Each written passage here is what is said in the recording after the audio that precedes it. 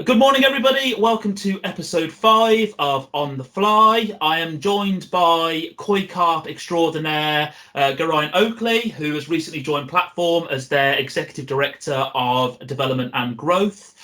Good morning. How are you?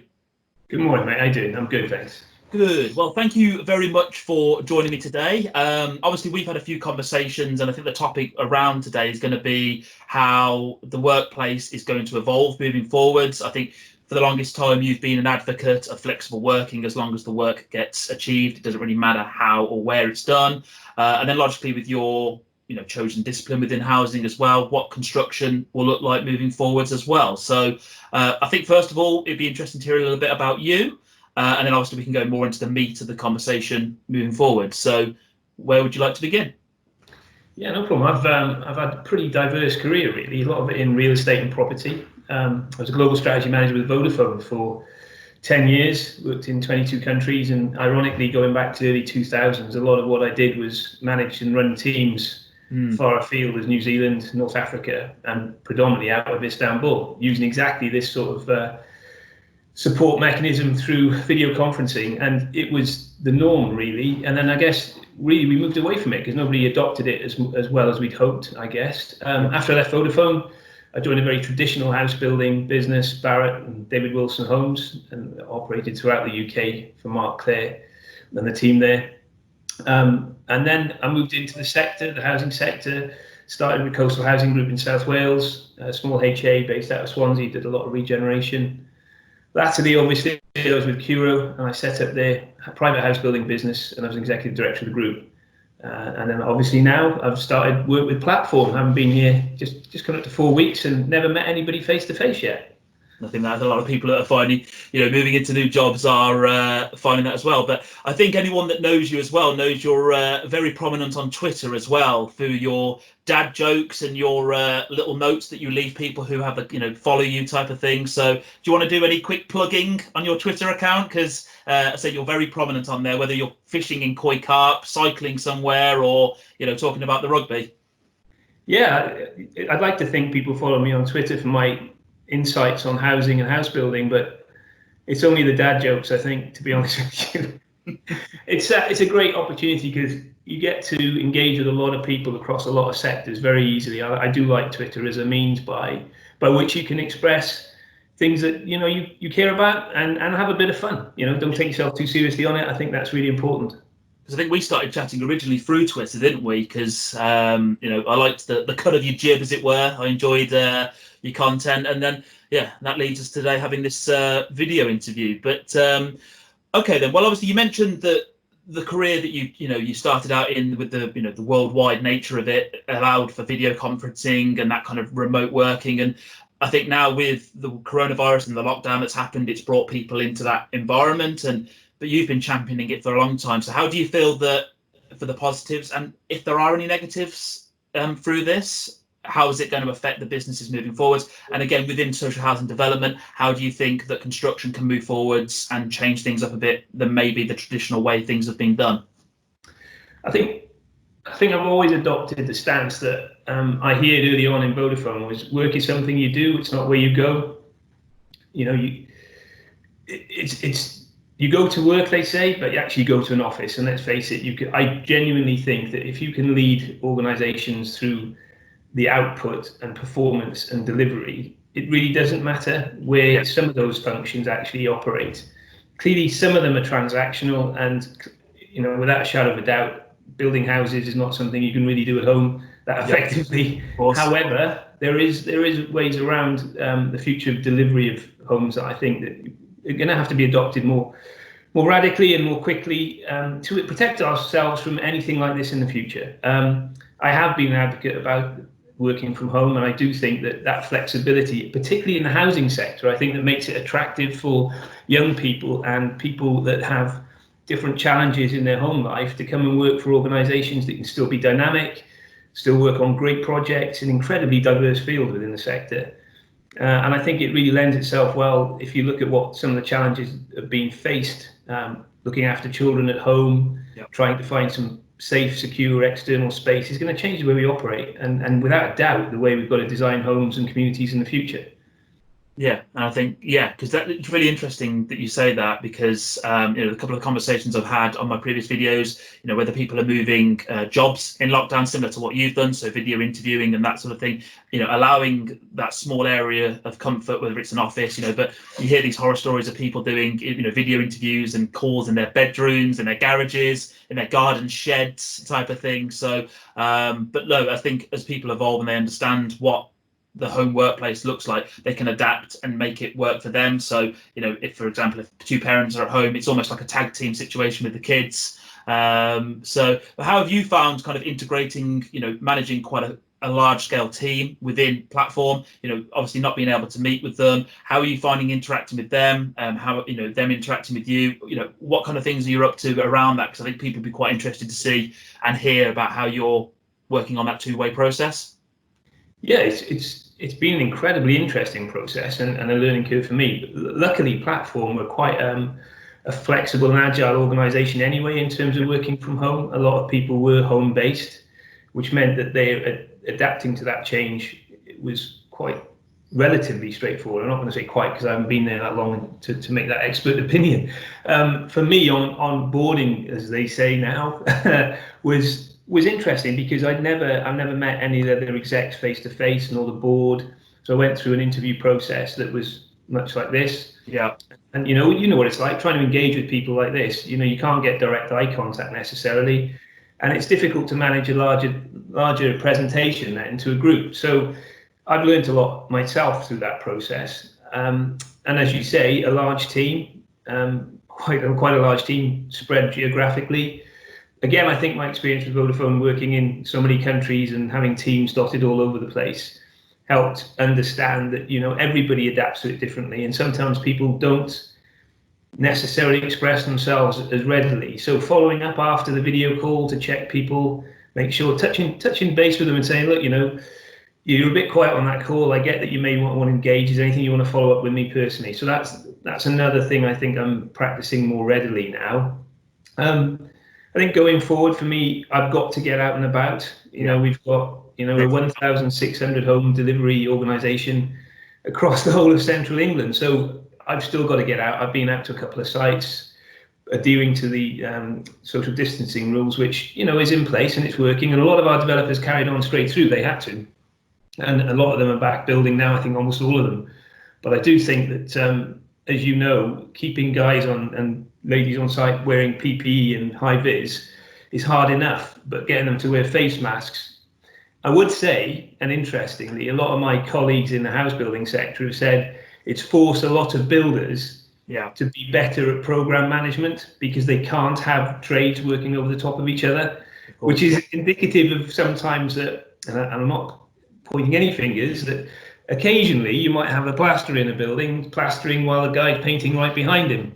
So this may be a transition where that really disciplined program management and process management on site will make a difference in terms of the quality we're delivering. It might slow it down. However, we might be moving to a point where we get lower defects on the standard construction. But without a doubt, it's highlighted the fact that we should have alternative development methodology, and whether that's MMC, wholly modular, whatever we look at, I think now is the time to really embrace that. And that's an interesting point, actually, and something I wanted to delve into a bit more, is about that on site and where things are, because like you say, also people may be working potentially slower as well, not through any fault of their own, but if you've got a mask and all this business on, and you're so used to just being able to for say a 15-year plasterer who's so good at just going suddenly with all this extra bulk on him, he's slowing down. And you already mentioned slowing down may obviously create less defects because maybe more processes in place, but do you think that will have an adverse effect on completions moving forwards as the years go by? Because a lot of associations have said that they're going to have to put their program this year into next year and bulk up their staffing through agencies or whatnot. Where do you think the kind of, if there is going to be a shortfall, or do you think there's going to be a robust system in place that allows for a catch-up period and then ramping up considerably after that? I think with that, people are pushing stuff out. And a lot of that is being cautious, rightly so, because obviously we're still just coming out of the bit where most things stopped. I think you've got the 2 points. You've got the development on site and actually the construction process on site, but you've also got the supply chain. You go back to the supply chain, you've got quarrying, a lot of the stuff is quarried, a lot of that stopped, and that is a flow through in the value chain that will take longer to actually impact, I guess. Yeah. And I'm talking more about HAs now, we are counter-cyclical, but we build to rent a lot of the time. We build for shared ownership, as you know, and some build for private sale. However, I think a lot of the organizations have the capability to adapt now and change tenure and other opportunities that a normal private developer wouldn't be able to implement.